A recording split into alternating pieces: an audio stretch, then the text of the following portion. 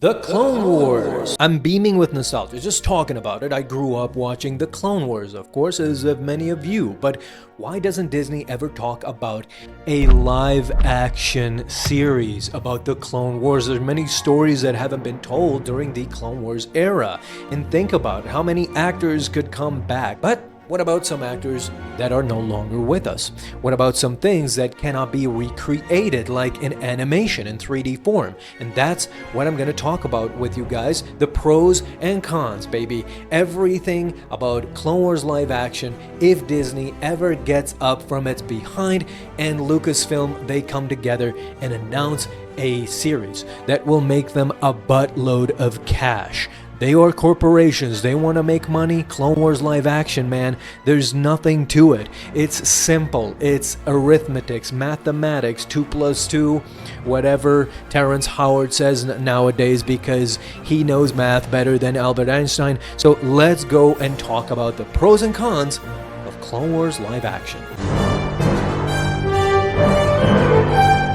Pro, Sam Jackson back as Mace Windu. We've talked about this, I think, ever since he was thrown out the window, you know that meme. Well, fans just refuse to admit that he is dead, and they have the right to do so. Why? Because in Star Wars, there's a general rule. Nobody is really dead, because if you don't see the body, there's something going on there. Resurrections happen in Star Wars all the time, for good and for bad, but they do happen, and we've not seen anything resembling anything about Mace Windu being officially dead. I read the comics. My channel is called Star Wars Comics, and believe you me, there's not even a single mention about anything about Mace Windu's lightsaber. It was thrown out the window, same as Windu. Nothing about his body, nothing about... Even Palpatine, preserves things, his trophies. Vader does too. We've seen that in the comics where they have Jedi trophy room where they have conquered a lot of things from the Jedi, but nothing from Mace Windu. So that means this dude is perhaps alive. That doesn't matter though, because if you have a Clone Wars live action series, that discussion is mute. Whether Disney wants to bring him back or not, they can officially now bring back Sam Jackson as Mace Windu in Clone Wars live action. They could de-age him if he doesn't look fine, but you know, it's Sam Jackson, come on, I mean, what I'm talking about, he looks fine even today. He could come back as Mace Windu with like that. There's not going to be any problems for the fans, I promise you, Lucasfilm. Just bring him back. This is one of the biggest pros that you can sidestep. No longer do you have to justify to the fans how did Mace Windu survive that, fall from the Senate building, Palpatine's office. How did he do it? Well, he didn't. He is in the Clone Wars timeline. Everything works. Everything is great. And you can bring back Sam Jackson as Mace Windu for the first time since 2005. That's all we want. The fans want that. Make it happen. That's one of the pros of Clone Wars live action. Alright, time for the first con, and the first con of Clone Wars live action is, unfortunately, the recast of Count Dooku. We know that Christopher Lee has been dead for a while, and he has one of those roles in Star Wars that is really, really hard to replace. But perhaps Lucasfilm can make it happen. It's a definite con. If you're bringing back Clone Wars live action and you just make an excuse that Count Dooku is not in this series, then I think it's a miss. You could bring Palpatine, of course, into the fold. Ian McDiarmid is still up and running. He can do that role for sure. But, is it going to be the same without Count Dooku? Perhaps just a voice or a transmission. You can bring General Grievous, I guess. But I think that a Clone Wars without Count Dooku will be really, something will be missing. I'm sure of that. I mean, look at this dude. This dude just exemplifies Count Dooku. And even, we can't wrap our heads around Ray Stevenson not playing Baylan Skoll again. And imagine Christopher Lee not playing Count Dooku. You have to do a recast. Will the recast be good? Will the fans love it or hate it? It's one of the cons that I really think about when it comes to Clone Wars live action. Alright, time for the second pro, ladies and gentlemen, and again, we're talking about an actor that is beloved within the Star Wars fandom. We would love to see him back. We saw him briefly back in the Clone Wars Season 7. He was mocapped as, guess who? Darth Maul, baby. Darth Maul. Ray Park could be back playing Darth Maul in Clone Wars live action as himself. They did that in Solo: A Star Wars Story. So Ray Park played himself, and the voice was done by Sam Witwer. It could be done, the same thing could be done again in Clone Wars live action. It would just be a legendary moment to see Darth Maul, especially with those cybernetic legs and everything. Perhaps even a Savage Opress. I am down for all of these actors to come back, and it really makes sense. Again, same as Mace Windu. You don't have to justify how he survived. You don't have that controversy anymore in your hands. You don't have to talk about, well, Darth Maul died in Star Wars Rebels, Obi-Wan killed him. Who cares? This is the Clone Wars, baby, live action. Anybody could be back, and we can tell any story we want, which leads us to the second con. Alright guys, the second con is Disneyfied stories.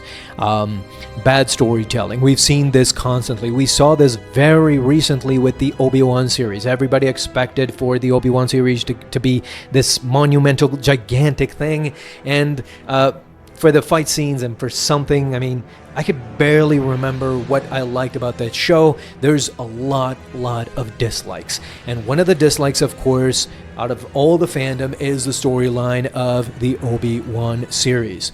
Disney just doesn't know how to tell authentic, great stories anymore. They're just bogged down into, simplifying everything. And if you miss Obi-Wan versus Vader, if you miss the Obi-Wan series, how can I even trust that you can handle something like a Clone Wars live action where, don't forget, in the heyday, George Lucas, Dave Filoni, I mean, the story arcs of the Clone Wars animated show are one of the best things to come out in television. People still talk about all those arcs, and even the weird ones like the Mortis arc. It's just phenomenal. It's experimental. It's great. The reason why we like the clones today, it's not because of the prequels, it's because of the Clone Wars animated show. Those guys did such a terrific job telling minimal stories with those clones, and it was just monumental, great. We remember clones to this day, obscure clones. Fans talk about some nobody clone that just appeared in an episode, but he was phenomenal because the stories were, thought of, whether they were minuscule, whether they were grand. We loved the clones because they knew how to do storytelling, and I'm sorry, but I don't trust Disney with this particular material. If we have a Clone Wars live action series, they're going to focus on something, gigantic, so big, a MacGuffin that by the end of the series, it's just not going to matter. It's just going to be garbage storytelling, and we're not going to focus on anything specific. It's just going to be, Anakin learning a lesson, or, Obi-Wan trying to teach Anakin. Cliche stuff that we don't need to see in a Clone Wars live action series. So, I don't know. That's a con for me. Alright, let's get back to where we started, which was the pros. So we had the third pro, and one of the pros that hasn't happened in a very long time, again, it happened very briefly in the Obi-Wan series, and that's Tamora Morrison back as the clones. So I grew up with the prequels. I love the prequels, and before D. Bradley Baker, before he voiced all the clones, all these guys were Tamora Morrison. Our first introduction to Commander Cody is as Tamora Morrison. But with the exception of that brief moment in the Obi-Wan series, Tamora Morrison has not played clones anymore ever since the prequels, and that's 2005. That's almost 20 years. So a Clone Wars live action series could bring an opportunity to bring back Tamora Morrison as the clones, and you can imagine how great that would be to see 15 Tamora Morrisons on screen, everybody with a different haircut, with a different style. Whether Tamora Morrison could bring, its own style, like D. Bradley Baker said that he voices the clones differently, subtly. Somebody has a bigger pitch, lower pitch, mannerisms. Could Tamora Morrison pull that off? Could he actually play 15 clones in a scene and actually make it work? Like have those quirks and slightly change of tone, voice, Of course, the haircuts would just be phenomenal, great. And again, we saw Captain Rex in the Ahsoka series in live action. That was the first time we saw Captain Rex in live action, but we didn't see Tamora Morrison, and I think that was a completely 3D model, if I'm not mistaken. Everything basically was CG except for young Ahsoka and Anakin. So this could bring us to the actual final conclusion of Captain Rex, where Tamora Morrison could play him in live action. We didn't see Captain Rex in the prequels, we only saw Commander Cody. What a great chance to see Commander Cody and Captain Rex in live action, both played by Tamora Morrison. Isn't that great? Isn't that just mind-bogglingly phenomenal? I hope I said that right. Let's go to the next con. Animation and live action have a very glaringly big difference, huge difference. And for me, especially in Star Wars, and for me, that's the action sequences, the epic battles. This is why I loved young Ahsoka, because Ariana Greenblatt was just athletic, she was energetic, she was great, and she actually showed how you can do live action translated from 3D. Hayden Christensen is just Hayden Christensen. I mean, he was born to play Anakin, and whatever he does, I'm not going to complain, and he was great with his lightsaber and Ariana Greenblatt, but you saw Rosario Dawson. I mean, no offense, but she just, she was mid. She was pretty mid. Sabine, everybody. All the action scenes that you saw in the Ahsoka series, that's going to be the same thing we're going to see in this live-action Clone Wars adaptation. The problem with that is that in animation, these Jedi, these prolific Jedi, prominent Jedi Masters, are just flying all over the place. They are super powerful, agile, they can move, they can do all sorts of stuff. But when we see these live-action series like, as I said, the Ahsoka series, it's really mid. It's nothing to brag about. It's lethargical when compared to 3D. And this is my main worry, is that these epic battle scenes that we've seen in the Clone Wars animated version and these lightsaber duels that we see are just going to be mid. For me, it's really worrisome to see if they're going to do justice to those Clone Wars battles, epic battles, droid battles, lightsaber battles, anything that has to do with epicness. The Clone Wars 3D animated version did it so good that it's really going to be hard to see that in live action. You know what I mean? So talk to me down below in the comments. I don't know if this is a real con or it's something that I'm worried about, but I would love to know what do you think too. Alright, so my last pro is that the whole gang will be back. The whole gang will be back. Ewan McGregor, Hayden Christensen, Tamora Morrison, Sam Jackson. Heck, bring back Ahmed Best as Senator Jar Jar Binks, for crying out loud. You can bring back anybody. Ian McDermott. The whole gang, the whole cast could be back, and that's something that would just be monumental. We haven't seen all of them on screen at the same time since the prequels, and this is one of the most frustrating things. The sequel trilogy never got the whole gang back. Han, Chewie, Leia, Luke.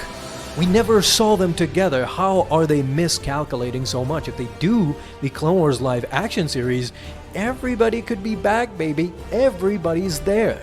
The cast, the whole cast could have a great scene together, and that's a pro for me. I can't even imagine anything else. It would just be beautiful, poetic, perfect. And my last con, no D. Bradley Baker. So he won't voice the clones, of course. It will be Tamora Morrison.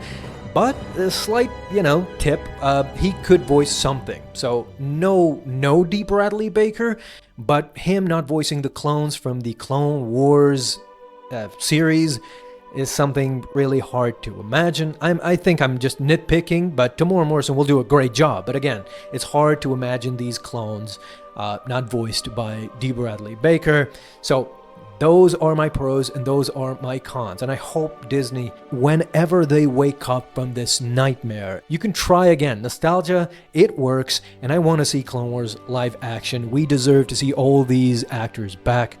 And we deserve to see them on screen again together. Do it, Disney, right now. And you guys, talk to them down below in the comments. Tell them the same thing I'm telling you. We're not lying. Clone Wars live action, we want it. And we're gonna get it.